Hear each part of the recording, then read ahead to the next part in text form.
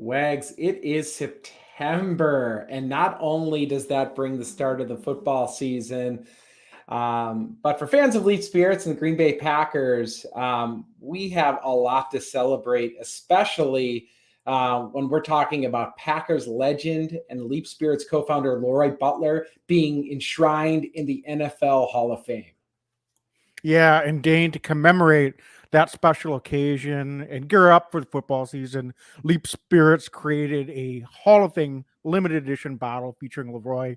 This special edition bottle comes with the same great recipe distilled from Midwest corn and incorporating a proprietary coconut filtering process that provides vibrant fragrance and flavor.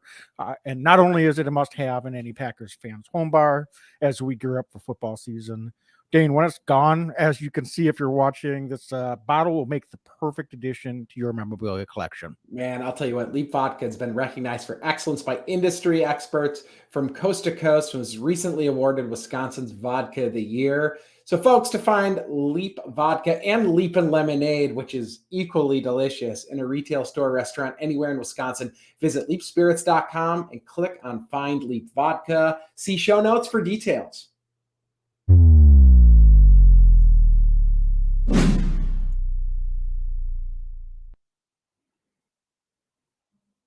Every year I know we gonna go hard. We been that team ever since Bart started. All my cheese heads go pack go. Ain't showing no mercy, cutting no slack, no. I ain't a bad sport and I'll even wish you good luck. Only thing I will. All right, good evening and welcome to Lombardi's Legends podcast. I am Wags, and joining me as always is Dane on a Victory Monday, first win of the season. And Dane, I said last week, as much as it's nice to be able to do Packers therapy after a loss, it's much, much, much better to come on and talk after a big win against our biggest rivals in the Chicago Bears. And thankfully, Aaron Rodgers and the Packers still own the Bears, and we take care of business 27-10. So how are you feeling today after a nice win last night? Wags, it's kind of like Michael Jordan used to say, he hated losing more than he liked winning. That's kind of what today feels like a little bit for me. If the Packers had lost, I'd be in a pretty bitter mood today. But the fact that they won, I feel okay, right? We took care of business against a team that we should have taken care of business against. We saw the reason why the Packers, have some hype going into this year. All that being said, it wasn't a flawless game. So I thought that, there's a lot of room for improvement, as you might expect from a team in week 2 in an NFL season where the starters didn't play a lot of meaningful snaps in the preseason. So still working out the kinks, but I think overall I'm encouraged by what we're seeing. How did you feel kind of going into this game? I think that, in our preview, we were expecting a win. So coming out of it on the other end, do you feel warm and fuzzy now? Or are you somewhere in between? What's your sense so far? Yeah, I say let's hold off on overall thoughts on the team for the moment. But it was a good win. Anytime you can win by 17 points, I don't care who you're playing, at home, on the road. As we saw across the league yesterday, no lead is safe, and the Packers certainly, put themselves in a strong position in the first half. A little bit sluggish, sort of shooting themselves in the foot a bit in the second half. We'll get into that. But yeah, folks, if you are watching us live on Facebook, Twitter, or YouTube, feel free to pop into the chat. Give us your take, your comments, how you're feeling about the team. If you have any questions, and we'll certainly try to feature all of those throughout the episode tonight. But I think, Dane, one thing that we're going to get into, the good, the bad, all the positives and negatives. But certainly, I think we have to start with just looking at what the Packers were able to accomplish in that first half. Because it's a 60-minute game. So even though they didn't necessarily keep their foot to the pedal in the second half, and that's the last thing that we as Packer fans are left with coming out of the game. The first half was really, really well done football. And so we had some questions about the offense coming into this week after a sluggish week 1 performance, but really established, I thought, had a great rhythm. The run game that was the emphasis this week. And you and I talked about whether it would be too predictable. I think the Bears came in and it looked like they were really trying to do everything they could to really slow down the run. But the Packers were able to fight through that, give some different looks, and get some things established and really move the football well all throughout the first half. So, Dane, what did you think about what they were able to do offensively and the fact that they seemed to come out and play with some urgency and play at a much, much higher level than they did in week one? I was really pleased by it. I thought that the offensive line in particular really settled in after the first couple series. So I thought that that was really encouraging to see. It was clear Elton Jenkins was shaking off a little rust, I thought, early in the game. But Wags, throughout this game, I thought that this Packers offense did what we expect a Green Bay Packer offense to do under Aaron Rodgers, but also with some wrinkles. The run game in particular, the Packers just outclassed the Chicago Bears at the line of scrimmage. The offensive line was able to push around Chicago Bears defense pretty routinely. But I'll tell you what, Aaron Jones, man, was shot out of a cannon all night long. He was just a shining example of what we were looking for. Something, Wags, I thought against the Vikings, he had 8 touches, and you were screaming at your TV saying, "Why are we not giving this guy more touches?" I think that you are completely justified in that, seeing what he was able to do again last night. He's special when he gets the ball in his hands, and if you give him even the smallest of seams, Aaron Jones can be just nasty. I think he may have had close to double-digit tackle breaks or missed tackles on him. He was that good, just dynamic football player. So credit to the offensive line, kind of enforcing their will on this lesser Chicago Bears defense. But Aaron Jones, man, I thought was just head and shoulders the best player on the field yesterday, and it showed in the box score, and he definitely passed the eye test when we were watching him last night. Yeah, and certainly he and AJ Dillon combined for 39 touches and almost 200 yards on the ground. And AJ Dillon outtouched Aaron Jones again this game. But if you're giving those guys that much work, I'm thinking this is going to be a very, efficient, and that's really what they have to do. The Bears were lined up to try to stop it from the start, and they really couldn't come away with a way to do it, aside from when the Packers were shooting themselves in the foot in the fourth quarter. So it's one of those things where it's almost puzzling. Again, I asked the question, Coach LaFleur, you're the one calling the plays, and you said, we've got to get on the ball more. Thank you for making the adjustment, but it didn't need to wait until week 2 to do it, in my opinion. Dane, what do you think the impact was on Elton Jenkins coming back? I mean, I thought, he clearly hadn't played football in some time, or I shouldn't put it that way. We know he hasn't played football in some time. I thought he looked pretty good out there overall.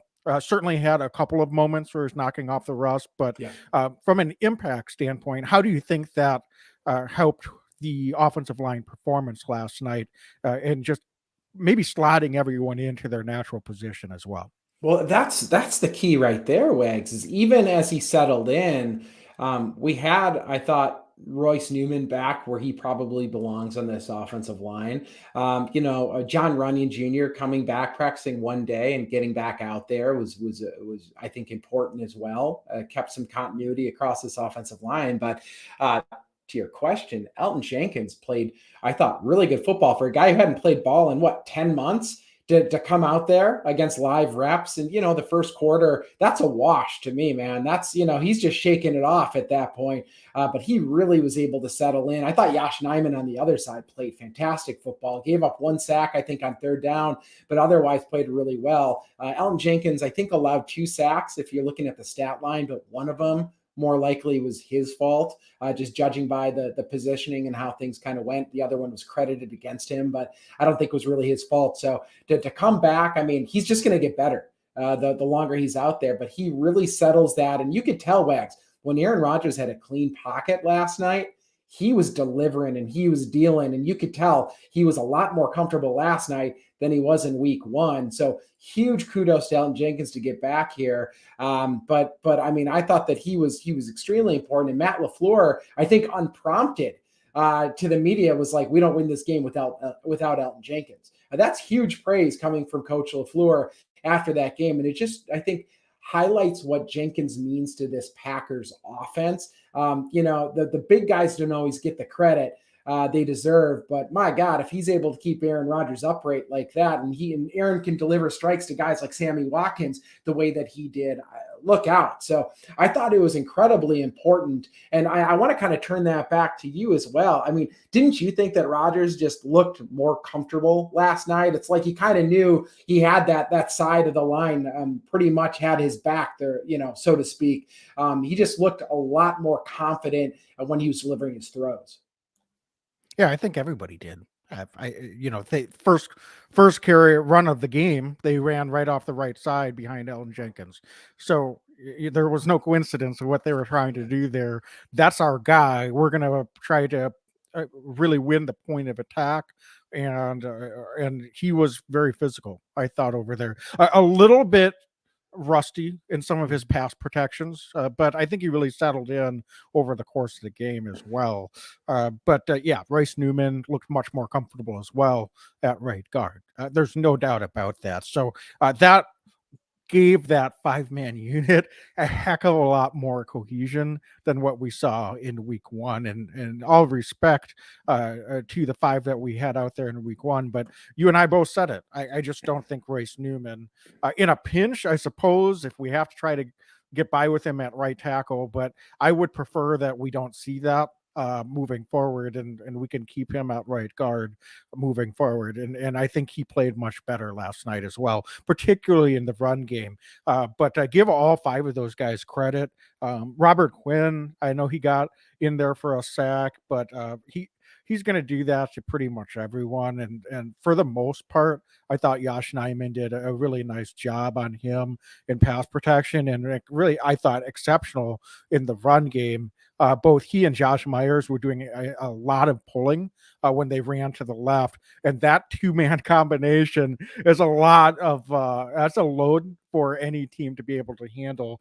But we saw Josh Nijman and Josh Myers pulling in a wide receiver screen to Romeo Doubs. We saw them pulling that I've never seen the center and the left tackle do so much pulling, and that gave a lot of cutbacks. And we saw a lot of slivers that Aaron Jones was able to take advantage of for some of his longer runs as well. So kudos to all 5 of those guys. And I thought we turned in a really exceptional performance across the board up front on the offensive line.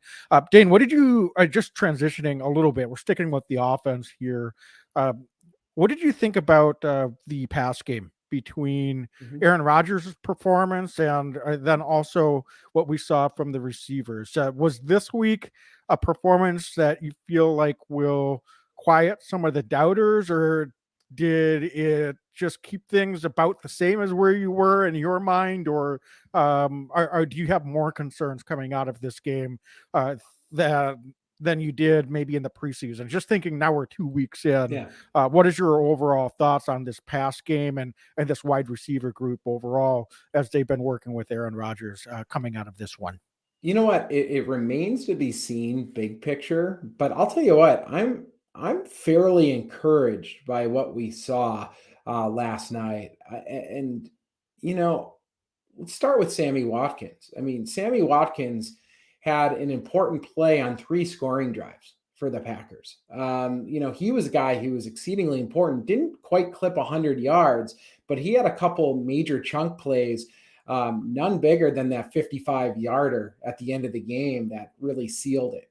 I thought that I tweeted it last night. I loved how he was high pointing the ball when Rodgers threw that ball. He looked really fluid and fast out of his breaks. So I really liked that. We know what we're going to see in Allen Lazard, but I thought that he added another dynamic to this offense, really to Randall Cobb's detriment in getting on the field. Cobb did not play as many snaps last night as a result of Lazard coming back, but I think that the quality of Randall Cobb's snaps were certainly higher than they were in week one. He had a couple really important third down catches that were able to move the chain. And I think at this stage in his career, that's really what we should be looking for out of Randall Cobb. I don't want to see Randy playing 35, 40 snaps a game, but if he can do a little bit lower, but make those high impact third down receptions, it's going to make that offense that much better. And then I'll tell you what, Wags, I liked the game plan that LaFleur had. I mean, of course, it's easy to say that when you win, but that being said, Christian Watson, some of the motion action that they were doing with Watson and what they're kind of teasing with him and even giving the ball, getting him involved early was nice. And seeing Dobbs catching that ball and doing something with it as well. I thought that Rodgers did a good job of mixing those guys in, getting them involved, but also it was pretty clear to me that from the get-go, LaFleur wanted to get those guys into it, right? I thought that the Dobbs play was very clearly designed. That was going to go to him from the outset. And obviously Watson on that end around, they just wanted to get the ball in his hands early on. So I'm encouraged by what we're going to see. We're going to need to see more production out of these young guys down the field as the season progresses. But I thought it was a nice step after kind of a quiet week one from the young guys. And it was great to see Sammy Watkins get involved. I just thought that he played really good football last night. Sure. One of the things that I'm a little bit curious about is why we haven't seen a little bit more involvement from the tight ends in the past game, particularly Robert Tonyan and Josiah DeGuara. And I realize that Robert Tonyan's coming off an ACL, and perhaps they don't want to put too much of a load on him. Part of it could be game situation in week one. Part of it could be game plan in week two. Clearly, they wanted to establish the run. When you look at the number of snaps Allen Lazard and Sammy Watkins had, those are two of not only are they the best blocking wide receivers on the Packers, they're two of the premier blocking wide receivers in the entire NFL. And I think Coach LaFleur made that point in his press conference this afternoon. And so the game plan was to be able to run the ball, and they did that very effectively. That said, Dane, I am curious. You sound a little rosier about it than I'm feeling right now. If I'm going to be completely honest with you, I'm not terribly confident if Sammy Watkins is who we're relying on. And he had a nice game last night, so I don't want to take anything away from him. But we really did a lot of motions and a lot of quick passes, some end arounds.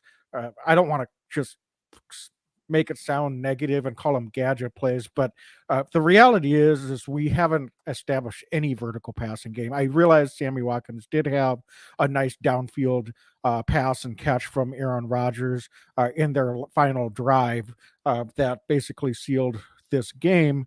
But it's a little bit of a concern to me that it seems like Aaron Rodgers, number 12, is not in sync when we're talking about stretching the field and some of those downfield routes. And it's going to have to be Romeo Doubs and Christian Watson, in my opinion, that are going to unlock that part of this Packers offense. There's going to be some teams, and we might see a big time test next week. We're not previewing the Buccaneers game yet, but it's going to be interesting to see how the Packers try to attack them, because I just, if they are a little less efficient in the run game, and it's not just the Buccaneers, I think there's a lot of defenses around the league that are going to be the same boat, and they don't have that vertical pass game that is really in a rhythm. I think there's going to be some times where this offense could really, really struggle, especially passing the football. So I am going to put a wait and see, considering this, in my opinion, was an overmatched opponent in the Chicago Bears, and we did what we needed to do from a game planning and an execution standpoint. But I'll be curious to see how the offensive coaching staff tries to unlock using some of the tight ends in a little bit more of the pass game and game planning them in to be more involved, and how we can actually start to get these young receivers more in sync downfield and not just in this short passing game, because it's not that complicated to, step back and catch a pass. And even that hasn't necessarily worked to perfection, as we've seen in the first couple of weeks. His guys haven't had their head turns.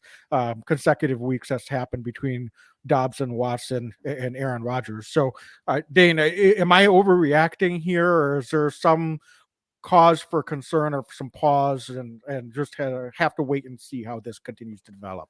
Well, I think that we're going to need to see these young guys continue to grow, and that's not a guarantee, and that's hard, right? Going off of the previous years. I mean, our top 3 receivers from last year are not on the team right now, right? I mean, or at least 2 of them, excuse me, the top 2 receivers.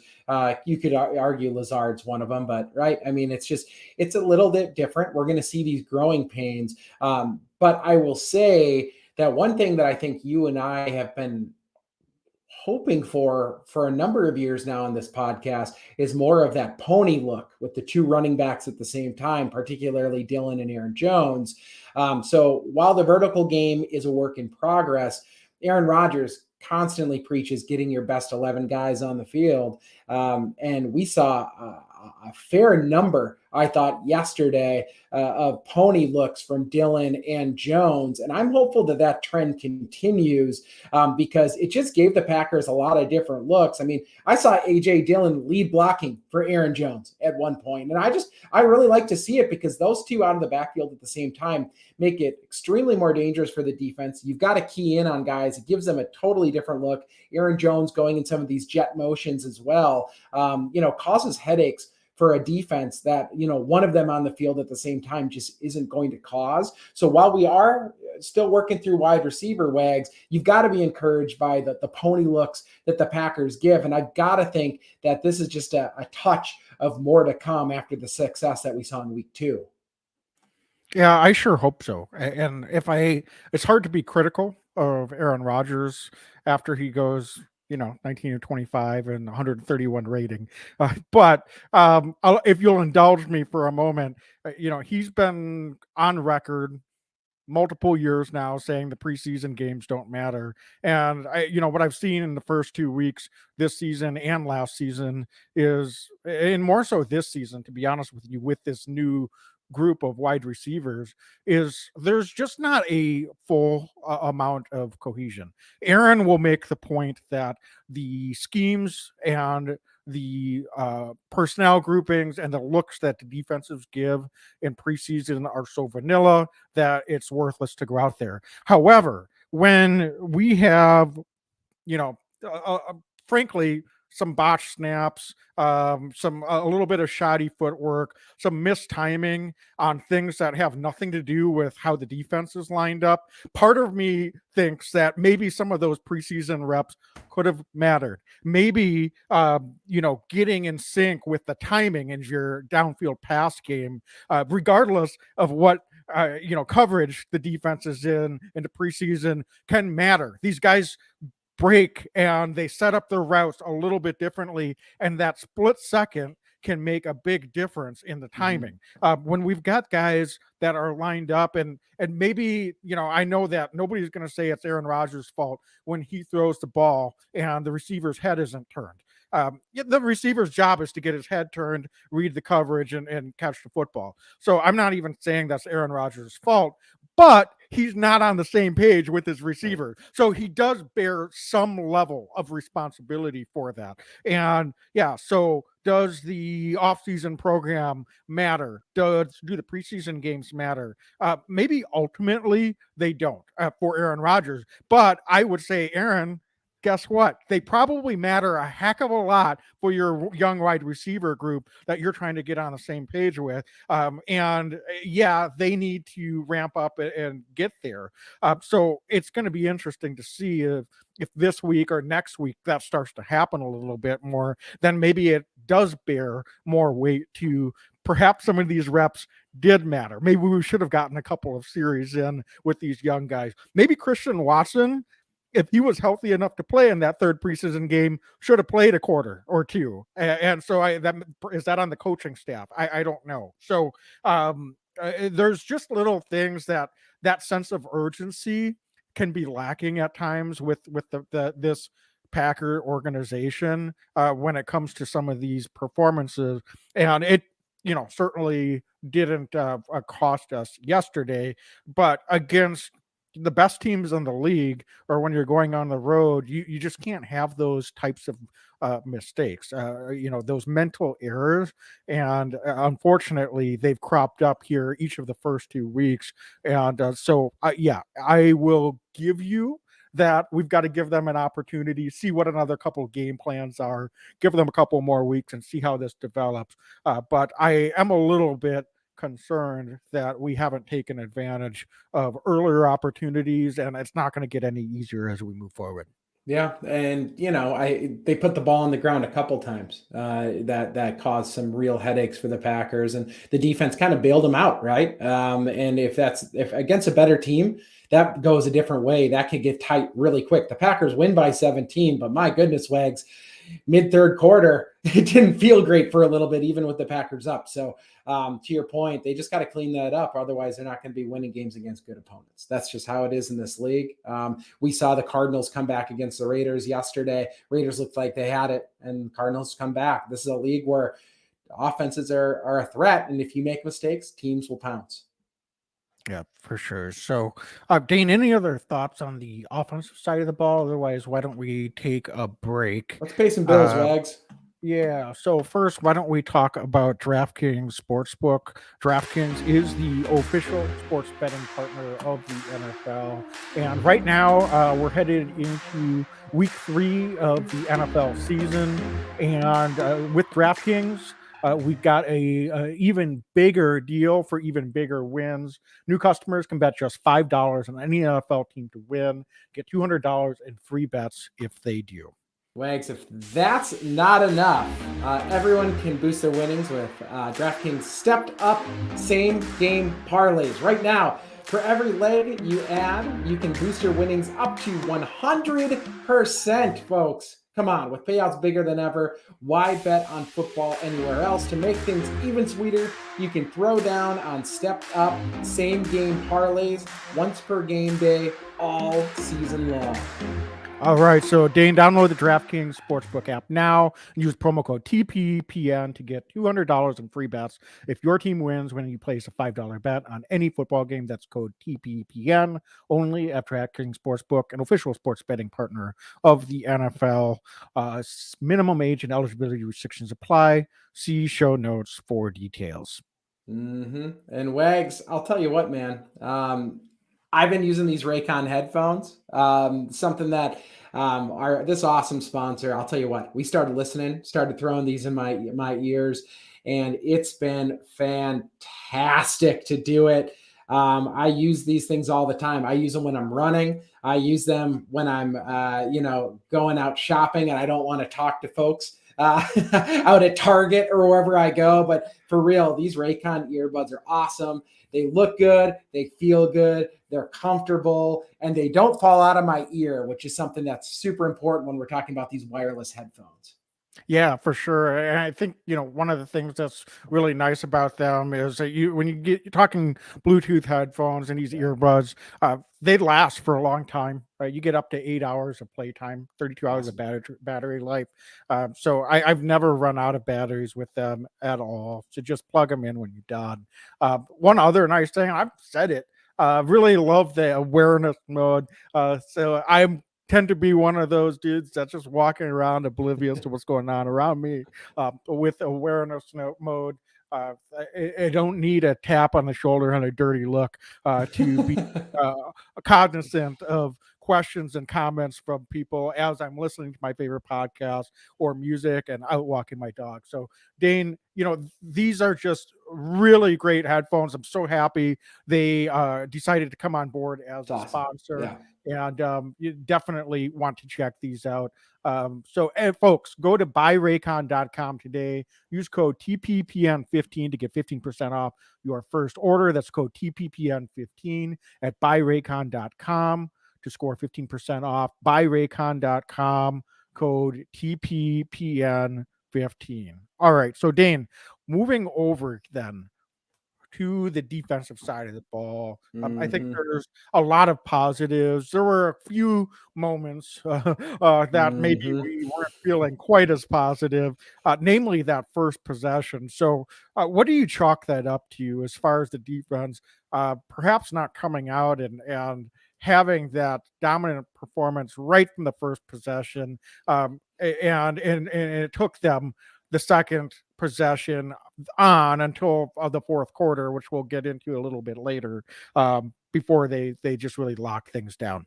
Yeah, I don't have a great answer for you. I mean, it was they just looked like they were coasting that first. It looked like they weren't expecting to get into a fight, and then they got into a fight, and they kind of got punched in the mouth early on. The Bears just marched right down the field. Yeah, there was a little bit of trickery early on, but I mean, who cares? A defense that's coming in with this kind of hype, with the investment that the Packers have put in. They just need to play better early in games. This is the second week in a row, Wags, where the Packers just start flat on the defensive side of the ball, and they just let an offense march down the field. Frankly, it's unacceptable. I'm glad that they were able to get it corrected somewhat, but they just had a real challenge sticking, and I don't know what this defense needs to do to dig deep and come out hot. We saw them pick it up. We saw the good of this defense. We saw the bad of this defense. We saw a little bit of ugly of this defense in the tackling as well as the game progressed. So it's something that needs to get cleaned up pretty darn quick. And they can't allow these types of things to happen. And it goes to a man, I think, on defense. I mean, the big play to EQ that the Bears had was against Jair Alexander. I didn't think that the defensive line early in this game was really setting the edge the way that they needed to later on in the game. So it went across the board. The defense just didn't look like they came out to be in a fight, and it took a series or two really for them to wake up. And that's just a frustrating thing to see when our expectations are so high of this defense going into this season.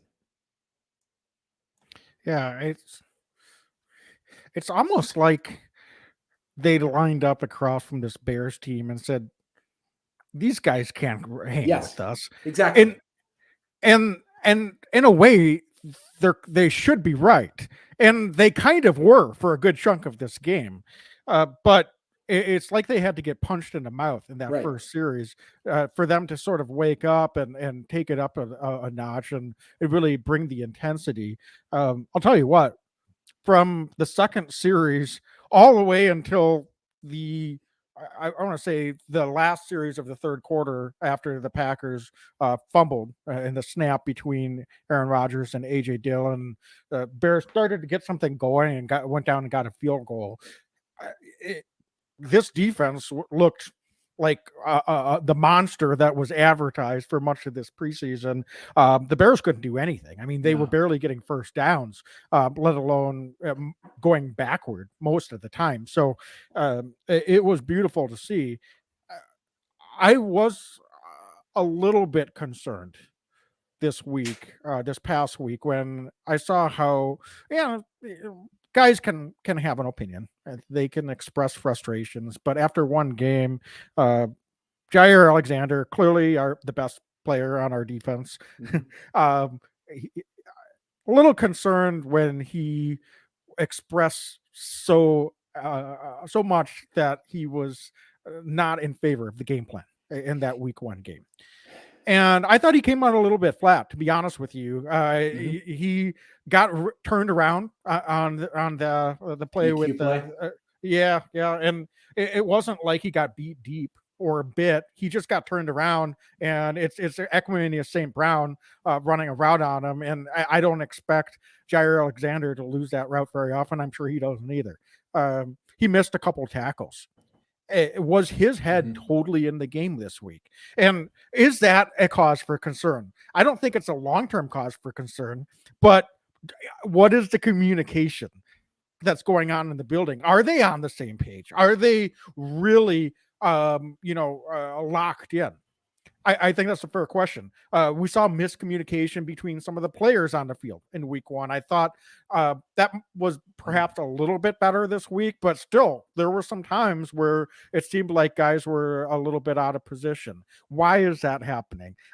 So somehow, are they just reading too many of their press clippings for some reason, even though this defense really hasn't done anything? Or is there just something that's going on that they're not quite all on the same page?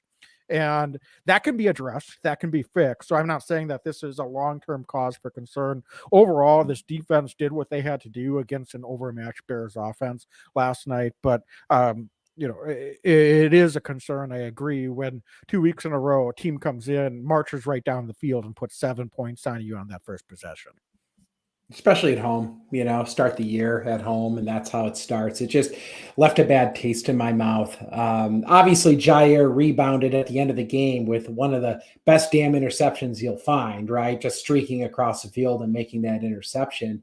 But you know what play really stuck out to me, Wags? Out of every play on defense last night was a play that didn't, won't make much fanfare, but Eric Stokes sticking on Mooney down the field on that deep ball, the fields, and Stokes was just stride for stride with Mooney.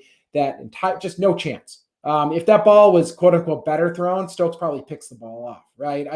I was so impressed by Stokes's coverage on that play, and I think that's a sign of how good he can be. And he's still a little uneven, he's still a little young at times, but I think that he's getting better there on that front. So I was really encouraged there. And of course, Preston Smith, Wags, we just got to talk about how good he was. And please feel free to chime in. It looks like you want to say something. Preston Smith was playing like a man on a mission last night. Yeah, thank you for mentioning Preston. Just before we get into him, I agree with you on Eric Stokes. I thought he had a great game overall, by the way. Just really strong performance. I thought Rasul Douglas had a really good game last night. Only played three corners last night, right? Packers only played 3 cornerbacks the entire game. Yeah, so I think Rasul and Eric Stokes had really solid games. You're right, Jair. He was just it's just for him. It was a little up and down, and so I think he's got to back it up a little bit when he's out there talking a lot, and maybe making sure that he's dialed in with the coaching staff as well on his responsibilities. But Preston Smith, he one of the best games as a Packer. Quite honestly, there were I think. The play, that stands out to me is not even one that you would think of necessarily, but I want to say it was when it was on, I believe it was on the possession after the Aaron Rodgers, AJ Dillon fumble. And the Bears had a fairly short 3rd down situation, and Preston Smith was lined up and he didn't rush. And I'm sure that was called, but he sort of just almost hid, standing up in the line of scrimmage, maintained the edge, and Justin Fields tried to do a keeper, and it was like he was surprised that Preston Smith was there. So that just showed to me such great maintaining of discipline and composure by Preston Smith, understanding the situation, really reading the play, reacting, and making a solid play that could have easily broken down, and Justin Fields is off to the races. Not only a 1st down, maybe he's going to the end zone on a play like that. We've seen that so many times over the years, and he had couple of sacks and some other really nice impact plays, but sometimes it's the plays like that really stand out to you, right, Dane? Because you play defensive end, you're an amazing defensive not end, quite at that level, but that, like, maintaining that outside gap discipline is a lot of times easier said than done, because you can just take one step in, cheat in, reacting to where you think the play is going, and it's off to the races, trying to catch up, and the guy gets around you on the outside. So it's a little thing like that goes under the radar sometimes. It's a really solid play for any average fan watching, but to me, it's not only the physical great play, but the mental great play. So when you pair those together, it's things like that really stand out. So I could sing Preston Smith praises all night. But you're absolutely right. It was a phenomenal performance. One thing I want to ask you, Dane, is what do you think about the defensive line? I think a little bit underwhelming, in my Yes. opinion. So would you chalk that up to just the Bears offensive line maybe better than advertised? They did really well against the 49ers in week 1 as well. Or is this maybe another one of those slight causes for concern, as we've had 2 straight weeks where this supposedly, in the words of defensive coach, coordinator Joe Barry, special defensive line perhaps hasn't necessarily risen to the occasion. So what are your thoughts on the performance of the defensive line last night and maybe overall at this point of the season? Yeah, I mean, underwhelming, I think, is a really good way to put it. Outside, I thought, you know what? I thought that Kenny Clark played another pretty darn good game across the board. But when you start to look at some of the other guys across the defensive line, I didn't think that they were able to do what I think we would expect from them after some of the hype and some of the excitement that we had bringing them in, particularly Reed. I thought our free agent acquisition, I thought that he got pushed around pretty significantly throughout the game, both in the run game, but also in the in pass pro. I thought the Bears kind of bottled him up pretty well. One guy that did stand out though was Dean Lowry, who was your X factor, I believe, going into this game. I thought that he had pretty high marks against the run, but unfortunately, when he wasn't on the field, the Packers defense at times got gutted by the Chicago Bears offensive line. And that's the cause for concern, right? Is I don't expect the Chicago Bears to be able to come into Lambeau Field and run up and down the field against this Packers defense. And I don't know if it's a conditioning thing going into the second half. I don't know if it's just, poor execution, game plan, but it just looked like at times some of the Packers defensive line in particular were getting blown off the line, much like they were against the Vikings in week 1. And that's just not what we expected going into a season where we were expecting to have one of the deepest defensive lines we could recall. So I'm concerned. I'm genuinely concerned about the Packers defensive front at this point, not because we don't think that they're talented, but because in the first 2 games of the year, they're just not as advertised. They're not what I think our expectation level is going into the season. Am I wrong to think that? I mean, it's concerning for me because we need to control the line of scrimmage. We've had so many issues playing against the run over the last number of seasons, and this was the year I think, you know what? We're gonna fix it. We're remedying that situation, and through 2 weeks, we're just not there yet.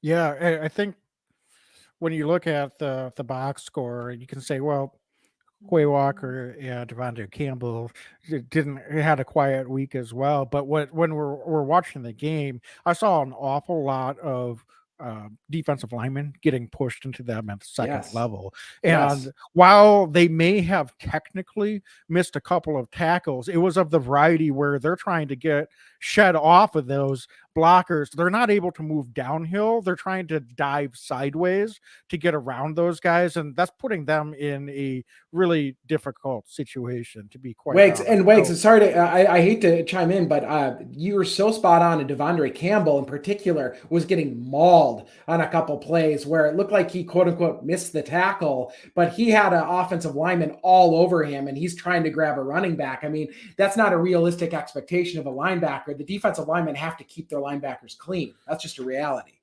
Yeah, and what we saw was Kenny Clark had a quieter game statistically. You're right. I think he had a good game. In fact, that he did his job. He was getting double teamed consistently, if not every play. And so what that means is the other guys at the rest of the defensive line group need to find a way to win some of their one-on-ones, and it just wasn't happening. So when you look at the snap count, Dane, you mentioned you thought that Dean Lowry did pretty well in the snaps that he was out there. He got 25 snaps. Jaron Reed 29. He outsnapped Dean. And then it was 14 for TJ Slayton and only 4 for Devontae Wyatt. We knew coming into the season that Devontae Wyatt might be a little bit of a work in progress. But do you think maybe it's a situation where both TJ Slayton and perhaps if Devontae Wyatt starts to show some of the things clicking and coming together in terms of the speed of the game and what his responsibilities are, that both of those guys might start pushing. If not Dean Lowry, certainly Jaron Reed for some of those snaps and reps. Is that an adjustment that we might see as we move forward? Because I think it's been 2 weeks now and 2 divisional teams. And unfortunately, it seems like we have gotten out physical, quite frankly, at the point of attack with this defensive line. So I'm not saying that we need to panic or do wholesale changes. We can play better, first of all, but perhaps that is an adjustment. Or what adjustment do you think we might see if it's not a change in the number of snaps that some of those younger guys might be getting as well? No, I mean, that's totally valid, right? I mean, especially if always go with the younger guy. If you think that they're going to be able to, grow into the role. I thought that TJ Slayton had a really nice year last year, and this is year 2. We're looking for him to make a jump. Even if we're talking Reed closer to 20 snaps, right? That's still bumping up Slayton a few more, or Devontae Wyatt. I didn't have a chance to really notice Wyatt on the field, to be completely honest with you, in those 4 snaps. So I don't know how he looked in those 4 snaps, but yeah, I mean, the Packers are going to have to mix and match, and they're going to have to figure out who the best guys to be on the field at certain situations, right? And if TJ Slayton is getting pushed on film and he's looking like a better option, then politics out of it, we need to get the best guys on the field that are going to help us win football games. So even if it's, again, limiting Reed or bringing him down a little bit until he gets maybe a little bit more comfortable in this Packers defense or whatever it takes, we need to find the best 11 guys out there at a time, in particular across this defensive line, because we're not going to succeed long-term if our defensive linemen are 3, 4, 5 yards in the back, getting pushed backwards into our linebackers. That's just a recipe for disaster all season long. Yeah. So I think that kind of hits on pretty much everything then on the defensive side, unless was there anything else that just the missed tackles? Missed tackles concern me. A lot of missed tackles. I don't want to sound so negative. We won. We took care of business, but the missed tackles were pretty significant. I noticed a number of them. So is that just kind of not playing the preseason very much? And maybe it is, right? Because we're missing tackles right now, and that makes me nervous. And we'll be previewing Leonard Fournette in a few days, but you can't miss tackles against Leonard Fournette. He's going to kill you. So that's something they got to figure out real quick with this defense. Yeah, we might be beating a dead horse with this preseason thing, but you know what? When it's resulting in sloppy play on the field in the first couple of weeks of the season, it's going to be fair to start to question that. And so it is a little bit disappointing. Thankfully, again, we took care of business. Yeah. It could have been closer, to your point, if the Bears are able to punch it across the goal line there late in the fourth quarter. All of a sudden, it's a 1-score game. I was never really nervous, but I'll tell you what, if they would have scored and Packer offense gave it back to them and Justin Fields is driving down to tie or with the 2-point conversion, take the lead at the end of that game, I sure wouldn't have been very comfortable. And it's not out of the side of the realm of possibility to imagine a world where that easily could have been happening. So at least, hey, you know what, though? One more thing to give credit. I want to end on a positive note with this defense. Justin Fields threw for 70 yards. I think net yards like around 50. So, dude was not able to get the ball in the air outside of one trick play early in the game. So I've got to credit the Packers defense. I think he only had 11 opportunities to throw the ball, but that's partially because the Packers weren't going to let him throw the ball, and the Bears offense, clearly they didn't expect him to be able to move the ball. Otherwise they would have been throwing the ball a lot more. So give the Packers defense credit where credit's due on that front. They did not let Justin Fields tear them up whatsoever. We've had trouble against young quarterbacks, mobile quarterbacks, and a lot of times over the years. That was not the case last night. Yeah. And I mean, aside from that first series, it was the Bears didn't do anything for over 2 quarters. So, the defense sometimes was very dominating last night. That was a lot of fun to watch during that period. So, lest we sound too negative, we just have high expectations for what this group can do. Yeah, absolutely. Dane, we didn't touch anything on special teams in week 1, but I think I just wanted to really quickly touch on maybe it's a good thing if we're not talking special teams. Yes. I don't know. Not to give away any big cheese, but I thought Dallin Levitt just outstanding special team Yes. performance. I know he got called for a holding on a punt return, but just really was a standout guy out there. So that I was like him, really, man. I like yeah, him a lot. really nice to see. And then as overall, coverage has been pretty good, I think, with this Packer team. We saw Amari Rodgers had a nice 20-yard punt return. Kind of muffed the next one. So Yep. it continues to make me pretty nervous out there. But other than that, what are your thoughts on the special team performance? And I mean, we don't need to spend 20 minutes on this, but No, just looking at what we've seen so far. Wags, I'll tell you what, two tackles on kickoff where the return man didn't get it to the 20. I can't remember that happening all of last year 2 times. So that was encouraging instantly as far as I was concerned. I thought that Pat O'Donnell had a booming 70+ yard punt. That's phenomenal. I don't remember a lot of those last year. So you know what? Like, we're going to see week to week how things progress, but so far so good. I thought this was a very encouraging sign from the special teams. You mentioned Levitt. I thought he played really good ball. Throw the hold out. He had really good coverage. Tyler Davis, I thought, was out there quite a bit. I think he led the team in snaps on special teams and had some good coverage.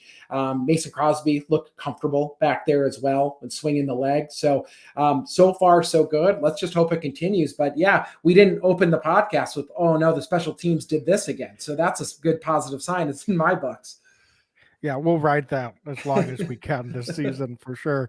I'm not expecting a flawless 17 games from our special teams unit, but it is certainly one area that's been a positive development, no doubt about that. So, Dane, can we set up our players of the week here? And why don't you share how we're going to approach this? Players of the week, Big Cheese players of the week are brought to you by Leap Spirits. Of course, Leap Spirits is the number 1 vodka in Wisconsin, and brought to you by Packer Hall of Famer, co-founder Leroy Butler. So, Dane, let's set this up. We've got, I think, offensive, defensive, and special teams players of the week to nominate this week. So, you go ahead and start it off. Where do you want to start with your Leap Spirits players of the week this week? You know what? Some weeks it's really hard because a lot of guys stand out. There are some really good performances this week. However, I think that offensively, let's start with the offense. It was extremely clear to me. Aaron Jones is my Leaf Spirits Big Cheese Player of the Week nominee. He was dominant. He was fast. He's as advertised. He's our guy, right? This is the Aaron Jones that we love. He was dynamic. The Bears had no match for him. I thought he was the best player on the field for 60 minutes last night. So my nominee on offense, running back Aaron Jones, Big Cheese Player of Week 2. Yeah, absolutely. I couldn't agree with you more, Dean. And let's make that unanimous. And it was very, very clear. I think on the defensive side of the ball, we probably already gave away the guy too, because I thought it was pretty clear. Yes. Preston Smith is, I think, going to be the defensive not X Factor, player of the week here this week. And just fine performance. A couple of sacks, had tackle for a loss. 7 tackles, and it's not just the tackles, as we talked about, some of the contained, really consistent pressure on the quarterback. So I was pleased to see just a really, really, really nice performance from Preston Smith. I haven't seen the PFF grades on him coming out of this game, but I would be pretty surprised if he's not the top rated defensive player in this game as well. So, Dane, I don't know if you had someone else, but I feel like that's a pretty clear nomination on the defensive side of the ball as well. I don't know what somebody could do to do better than what Preston did last night. Not only statistically, but timeliness too. He showed up when the Packers needed him most, time and again. Preston Smith, unanimous Wags, Leap Spirits, Big Cheese Player Week 2. Yeah, and I think we're pretty clear who we had on special teams. Yeah. To me, it's got to be Dallin Levitt, and just was able to get down and make a couple of special teams tackles. Impact as a gunner, and really set the tone, I think, physically on those coverage units. Stood out, and that's good to see. It's been a while since we've seen guys stand out on a special teams unit, and I thought that was something that Dallin Levitt did last night. So pleased to see that come to fruition. Obviously, he's a Rich Bisaccia guy. Brought him over from the Raiders, and the Packers pounced on him. Was battling injuries most of the preseason, but was able to come back and made his presence felt out there last night. So definitely, I think another very clear nomination from the special team standpoint for Player of the Week. But Dane, any one on any of those three units that you wanted to mention as an honorable mention as well? That's a good question. That's a really good question. John in our chat says Douglas was hot too. Yeah, Rasul Douglas, I thought, played really good football. He wasn't on the field as much as some of the other guys, but when he was out there, I thought that he was popping on defense. Wags, I thought that Walker, Packers rookie inside linebacker, staying on the defensive side of things, looked really good last night. Man, he's fast, isn't he? He moves sideline to sideline. He is aggressive. I really love the game that he's playing. So those are a couple defensive guys. I don't know if any other defenders stand out to you or any offensive guys for honorable mention, but I'd love to hear your take too. Yeah, I think for me, it's Josh Myers and Elton Jenkins on the offensive line. Those two guys, I think, did some work last night. And while it wasn't probably Elton's finest performance overall, just the impact of having him back out on the field and how well we were able to run the football, I think, deserves special mention. Josh Myers has had two really fine performances in a row. I think went a little bit under the radar in week one with some of the struggles of the offensive line. But certainly, I think is pleasing to see the way that we were able to run the football because the pass game can come, as you said. I think you're a little bit more optimistic than I am at this point in time, but I will acknowledge that if you can run the football, that cures a lot of ills for an offense. So the Packers have a lot of tape out there now after a really, really nice performance last night, and they easily could have put up another 14 more points, if not for shooting themselves in the foot, late in the game. That's part of playing a 60-minute game. I do understand that, but uncharacteristic, I think. So that can unlock some things here as we move forward. So despite some of my slight pessimism, it's really nice to see that our offensive line was able to reestablish some of the identity that I think we wanted to move forward with this season when you're looking at the big picture. And that's to be able to be much more balanced and to be physical and win and run the football all four quarters. The Bears never really slowed the Packers down offensively. So that was something that I definitely think deserves a special shout out for sure.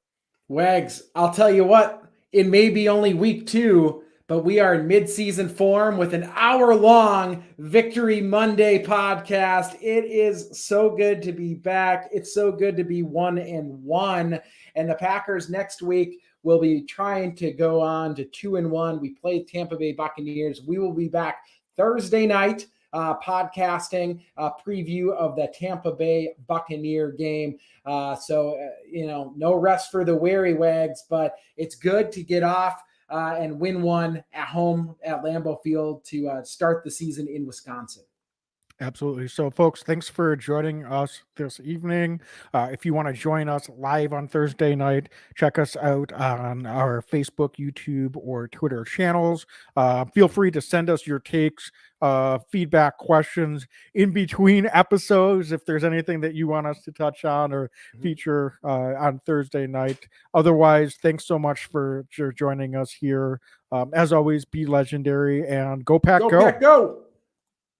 Every year I know we gonna go hard. We been that team ever since Bart started. All my cheese heads go Pack go. Ain't showing no mercy, cutting no slack, no. I ain't a bad sport and I'll even wish you good luck. Only thing I will